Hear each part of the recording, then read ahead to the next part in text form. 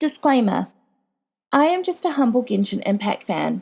I do not own any of the rights to Genshin Impact, or any of the content within it, such as the lore books. Those specifically belong to Hoyoverse. What I do have, however, are friends with things like learning disabilities, such as dyslexia and ADHD, or very little free time, making reading the lore books either in-game or on wiki pages hard for them. Our solution to these problems has been for me to make these recordings so that they can listen to them and still get to enjoy Genshin lore like the rest of us. I have chosen to upload these recordings to YouTube as a way of sharing them with other fans within the community who might be in similar situations. I am admittedly no voice actress, trained narrator, or video editor, but I have tried my best, so please be gentle with me. Therefore, without further ado, let's get into today's story.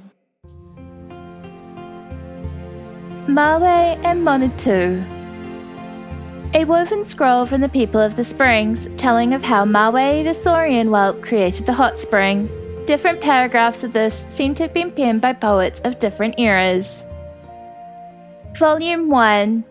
Under the east staircase of the main building at the people of the springs. Legend tells us that in a time long past, proud dragons roamed freely across the expanses of Natlan, a land they called their home. Back then, before the humans of this land had formed their tribes, dragons were both larger and haughtier than the Saurians of the present day. Just as humans do now, the dragons had different tribes of their own, each ruled by ancient matriarchs.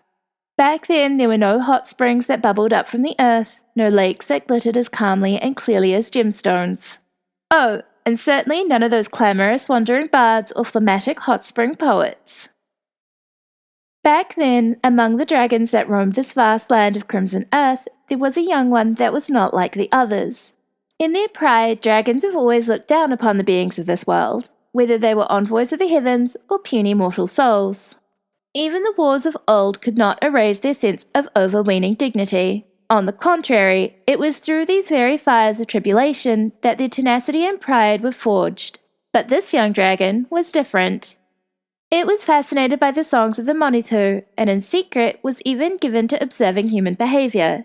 Its name was Mawee, which in ancient, long-forgotten language meant bit of string. Young Mawee had not lived through the ancient wars and could not understand the virtues of dragonkind. As far as it was concerned, nothing was more pleasing than cool moonlit nights and the warm shadows of red cliffs. Such blatant indolence! How can this be tolerated in the Dragon Lord's palace? The puerile whelp must rediscover the ambition and fury of its noble heritage.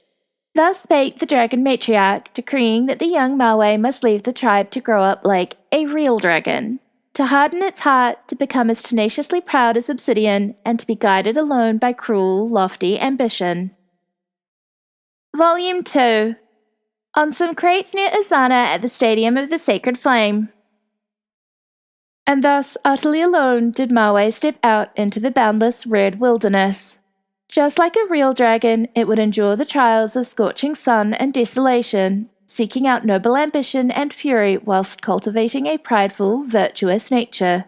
In its wake followed the same Monetoo that had accompanied it through all those innocent dreams, and on a journey to find fury, they set out together, perhaps not so lonely after all. Eastward Mawee trekked towards the high mountains, shrouded in sulphurous clouds. There it reached the canyons. There it stood before the pitch-black mines. Seeing its brethren seeking shiny crystals within the mountain, Mawee called out to greet them. But from that jet-black cavern, the only response was the echo of Mawee's own voice. It turned out that these kinfolk had long since accustomed themselves to the still and silence around them. Now reduced to being creatures that lurked amongst the mountain rocks, fury was not to be found among these rocks, so Mawee shrugged and left. Westward Mawee headed to the long-dead forest of murk and gloom. Passing the bones of its ancestors, it paid respect like a real dragon would. Before that grand palace woven from countless branches, Mawee arrived. Seeing its brethren flying freely through the canopy, Mawee called out to greet them, but heard only the winds rustling and swaying branches in return. It turned out that these kinfolk had long since accustomed themselves to the still and silence around them. Now reduced to being creatures that silently stalked the forest depths, fury was not to be found by chasing forest boars, so Mawee shrugged and left. Southward Mawee rambled to the brown prairies where rivers had dried up, past the remnants of old dreams, those shattered aspirations of youth, and past the most ancient of cherished hopes, faded through age and degradation. Traversing a smoke-shrouded wasteland, Mawee stood before its brethren. Seeing that they had fallen into distant dreams among the fog, Mawee called out to greet them, and they responded warmly, inviting Mawee to join them in their wondrous dreaming. "Oh, brother, distinguished guest from afar, stay here, we implore you. Stay in our dreamland and join us in creating past and present. Stay in our dreamland and join us in dreaming of a wonderful tomorrow." The glorious past and future of dragonkind shone forth, lit up by the miraculous luster of their fantasy. But just as it was about to succumb to this enchantment, Mawee awoke to the sound of its companion's song. Fury was not to be found by dreaming, so Mawee shrugged and left. Northward Mawee wandered to the untrodden edges of the land, past the lava flow delta, across the silent, blistering wilderness, past the land where burning spirits dance, through the gates of stern black stone. Finally, Mawee and its companion arrived before the wise dragon, sat high upon its throne. "Young one, for what purpose have you come before me?" Thus mildly did the wise dragon address Mawee, marveling at what it saw. "I thought that my brethren's hearts had all been hardened by the war with the heavens, that the hatred that filled them had made them impervious to my advice. Yet today comes one before me, and such a young one at that. Tell me, what do you seek? Perhaps I might grant it as an exception." So Mawee told the wise dragon the whole story of its journey, of the dreams it had once cherished and cool moonlit nights, of warm shadows of red cliffs and the songs of the Monetoo, of being exiled by the matriarch and setting out in search of elusive fury. "Young one, a heart so artless yet so audacious. You come before me seeking what I too cannot obtain. Leave this place. You shall not find the fury you seek here." Closing its obsidian gate, the wise dragon answered Mawee no more. Volume 3. On some crates near Natlan at the people of the springs. So did the wise dragon's obsidian gate close for Mawee, and so, disappointed, Mawee left. As they descended the mountain, the Monetoo, having accompanied Mawee all this way, began to lose its light and warmth, being far from phlogiston rich lands as it was.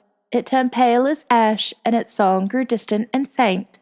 Despondent and begrieved, Mawee desperately sought a way to save its companion, but still the obsidian gate stayed firmly shut, the wise dragon undeigning to behold the youngling again. "Scatter me into a pool of sulphur, bury me in the icy depths." This was the voice that Mawee heard. Monetoo are unable to speak, but Mawee did not know this, and so it decided to fulfill its companion's wish. After walking for untold hours, seeing through countless mirages and suffering innumerable trials of deadly peril, Mawee arrived at a hot spring full of sulphurous pools. Uninhabitable for living beings, it was a place where even getting close might result in being burned by toxic gases and scorched by boiling acid. But miraculously, as Mawee scattered its companion's form into the sulphur, the boiling acid transformed into a clear spring before its very eyes. It was from this spring that the first poets of our tribe were born. As we Metsley say, poets and bards are born of sulphur, for their words are scalding indeed.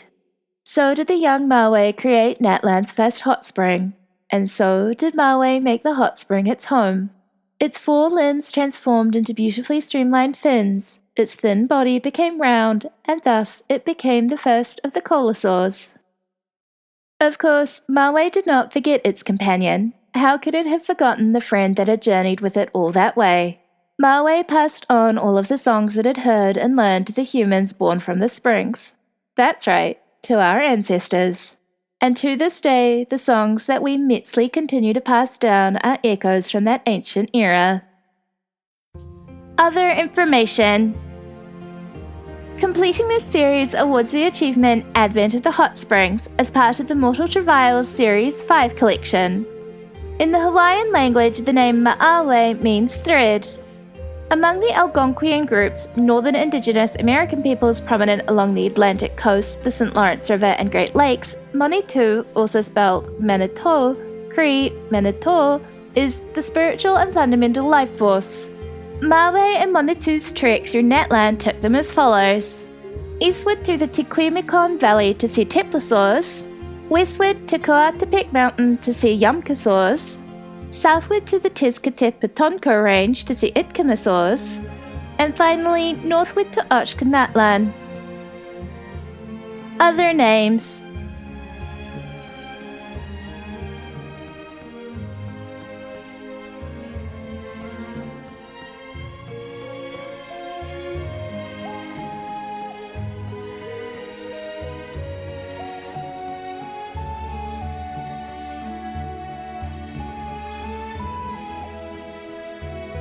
Sources.